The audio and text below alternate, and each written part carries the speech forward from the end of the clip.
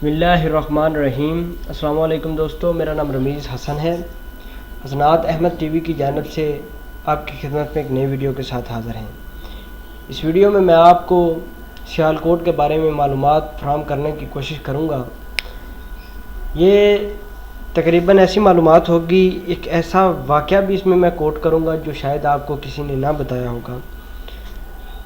سیالکوٹ پاکستان کے صوبہ پنجاب کا ایک اہم شہر ہے جو دریائے چناب کے کنارے واقع ہے۔ 6 لاکھ آبادی والا یہ شہر لاہور سے 125 کلومیٹر دور واقع ہے، جبکہ مقبوضہ جموں کشمیر سے یہ صرف چند کلومیٹر کے فاصلے پر واقع ہے۔ یہ پاکستان کا ایک اہم صنعتی شہر ہے جو کہ کافی مقدار میں برآمدی اشیاء جیسے کہ سرجیکل کھیلوں کا سامان، چمڑے کی مصنوعات اور کپڑا پیدا کرتا ہے۔ سیالکوٹ کی برآمدات 1000 ملین ڈالر امریکی ملین ڈالر سے تجاوز کر چکی ہے۔ سیالکوٹ کو شہر اقبال بھی کہا جاتا ہے۔ عظیم مسلمان فلسفی شاعر، قانون دان، مفکر علامہ اقبال بتاریخ 9 نومبر 1870 کو سیالکوٹ میں ہی پیدا ہوئے۔ براعظم پاک و ہند کے قدیم ترین شہروں میں سیالکوٹ بھی شامل ہے۔ ماہرین اثریات کی روح سے یہ 7000 برس قبل آباد ہوا۔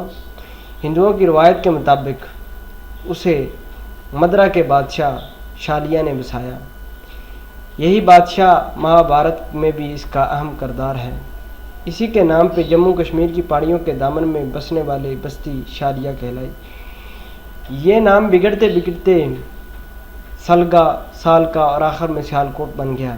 اس کے بارے میں ایک اور بھی روایت ہے کہ یہاں سیالکوٹ پہ ایک ہندو مہاراجہ حکومت کرتا تھا جس کا نام تھا سل، راجہ سل۔ اس کی وجہ سے اس کا نام بیسیکلی پہلے راجہ سل کا کوٹ کہا جاتا تھا، بعد میں بگڑتے بگڑتے یہ سیالکوٹ بن گیا۔ جب یونانی فاتح اسکندر اعظم ہندوستان وارد ہوا تو اس نے 327 قبل مسیح میں سیالکوٹ پر بھی حملہ کیا۔ یہ اس عمر کی دلیل ہے کہ تب تک سیالکوٹ علاقے کا ایک اہم شہر بن چکا تھا، مگر سیالکوٹیوں نے یونان فوج کا زبردست مقابلہ کیا۔ اسکندر اعظم راجہ پورس کے ہاتھیوں کی مدد سے ہی شہر پر قابض ہو سکا۔ اسے شہریوں پہ اتنا زیادہ غصہ تھا کہ سیالکوٹ کو ملیا میٹ کر ڈالا۔ شہر بعد ازاں نئے سرے سے آباد ہوا۔ 1185 میں شہاب الدین غوری نے اسے فتح کر کے اپنی اسلامی سلطنت میں شامل کر دیا۔ جب مغلیہ سلطنت کو زوال آیا تو شہر مختلف ہاتھوں سے گزرا۔ اس پہ 40 سال تک سکھوں کا قبضہ بھی رہا۔ پھر انگریز آ پہنچے۔ جب آزادی 1857 میں سیالکوٹیوں نے بھی بھرپور حصہ لیا۔ ماہ جولائی میں وہاں تعینات مسلم سپاہ اور عوام نے جنگ آزادی کا اعلان کر دیا۔ پھر انہوں نے دلی کی سمت مارچ کرنے لگے، تاہم رستے میں دریائے راوی کے تریمو گھاٹ پر جنرل جان نکلسن نے فوج کو، جو لوگ دلی کی طرف مارچ کر رہے تھے، ملیا میٹ کر دیا۔ بعد ازاں سیالکوٹ کے باشندوں نے تحریک آزادی میں پاکستان میں بڑھ چڑھ کر حصہ لیا۔ اسی شہر میں تصور پاکستان کے خالق علامہ محمد اقبال پیدا ہوئے۔ 1985 کی جنگ میں خطہ زبردست لڑائیوں کا مرکز رہا، جن میں چونڈا کی لڑائی کو عالمی شہرت حاصل ہے۔ دوران جنگ اہل سیالکوٹ نے بے مثال جرأت و دلیری کا مظاہرہ کیا، اس لیے حکومت نے شہریوں کو حلال استقلال سے نوازا۔ سیالکوٹ میں شعبہ صنعت تجارت کی تاریخ خاصی پرانی ہے۔ مغلیہ دور میں یہاں کے ہنرمند عمدہ تلواروں خنجر بناتے تھے۔ پھر ہندوستان بھر میں سیالکوٹی اینٹ نے بڑی شہرت پائی، جن سے کئی قلعے اور عمارات تعمیر ہوئے۔ قلعے اور عمارات سے یاد آیا کہ سیالکوٹ میں ایک قلعہ واقع ہے جسے راجہ سل کا قلعہ کہتے ہیں۔ اس کے بارے میں مشہور ہے کہ راجہ سل کا وہ قلعہ جب بھی وہ راجہ سال اسے تعمیر کرنے کے لیے لوگوں کو یا اس کے جو بھی مزدور لیبر کو کہتا تھا وہ بناتے تھے، اور کچھ عرصہ بعد وہ گر جاتا تھا۔ اس وقت ہندوؤں کا راج تھا، مسلمان کو اکا دکا رہتا تھا۔ راجہ سال نے اپنے نجومیوں کو بلایا اور کہا مجھے کوئی ایسی ترکیب دی جائے جس سے میرا قلعہ رہتی دنیا تک قائم رہے۔